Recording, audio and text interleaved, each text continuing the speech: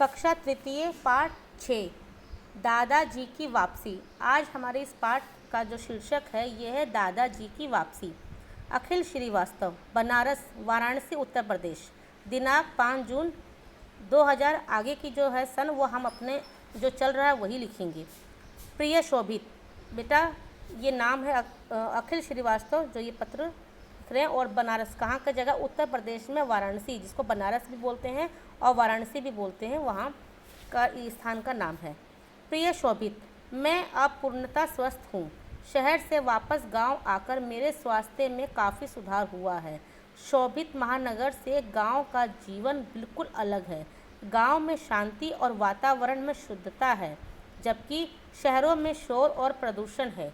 गांव में बैलगाड़ियाँ, टांगे आदि चलते हैं जो प्रदूषण नहीं फैलाते, जबकि शहरों में सड़कों पर गाड़ियों की भीड़ लगी रहती है। गाड़ियाँ धुआं उगलती रहती हैं, जिसके कारण वातावरण दूषित होता रहता है। गाड़ियों से निकलने वाला धुआं आँखों और फेफड़ों को नुकसान पहुंचाता है।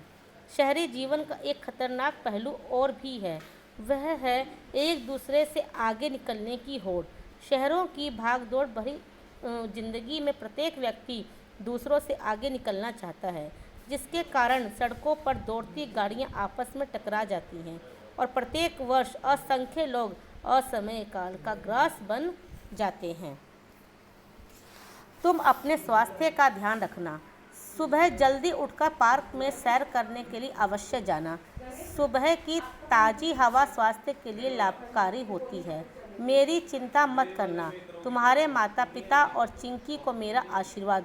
तुम्हारा दादा अखिल श्रीवास्तव। बेटा इस पाठ में दादाजी ने जब वो शहर में रहते थे उनकी तबीयत स्वास्थ्य नहीं सही था, तो वो गांव वापस चले गए। कौन सी जगह गए थे?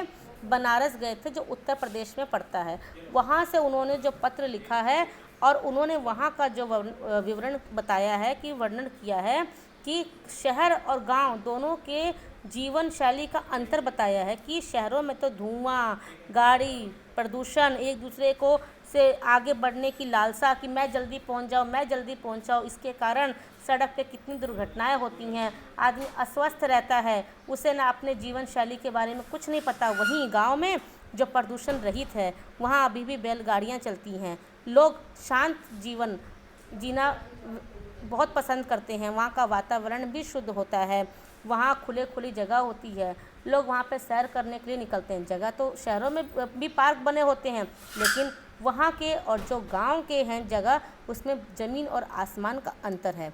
जीवन का जो जीने का जो ढंग है वो गांव से ही शुद्ध रूप से मिलता है। ऐसा नहीं है कि शहर खाली हो जाएंगे, लेकिन अपनी जीवन शैली, अपनी दिनचर्या को हमें सुधारना चाहिए। हमें अपने स्वास्थ्य पर ध्यान रखना चाहिए। हमें थोड़ी सी देर से हम अपनी जगह पे पहुँचे या थोड़ा जल्दी निकलें, लेकिन ऐसे घबरा के ना पहुँचे कि हम किसी दुर्घटना के शिकारी हो जाएं। इसलिए हमें पूर्णतः रूप से अपने स्वास्थ्य का ध्यान रहना चाहिए। इस पाठ में हमें शहर और गांव दोनों के जीवन शैली का पता चलता है कि कहाँ हमारे स्वास्थ्य के लिए फ़ायदा है और कहाँ हमारे नुकसान है। कभी आप लोग बेटा जब गांव जाएंगे तो वहाँ पे बैलगाड़ियाँ, टांगे सब आप देखेंगे तो आपको बहुत एक अलग ही आनंद मिलेगा, जो शहरों में देखने को नहीं मिलता है।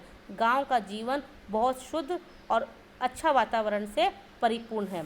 इस पाठ में जितने भी कठिन शब्द हैं आप वो लिखेंगे, और जो शब्दार्थ हैं जैसे पूर्णता मतलब पूरी तरह, होड़ मतलब बाजी या प्रतिस्पर्धा, काल का ग्रास बनना मर जाना, स्वस्थ मतलब तंदुरुस्त, असंख्य मतलब बेहिसाब, अनगिनत, लाभकारी मतलब फ़ायदेमंद।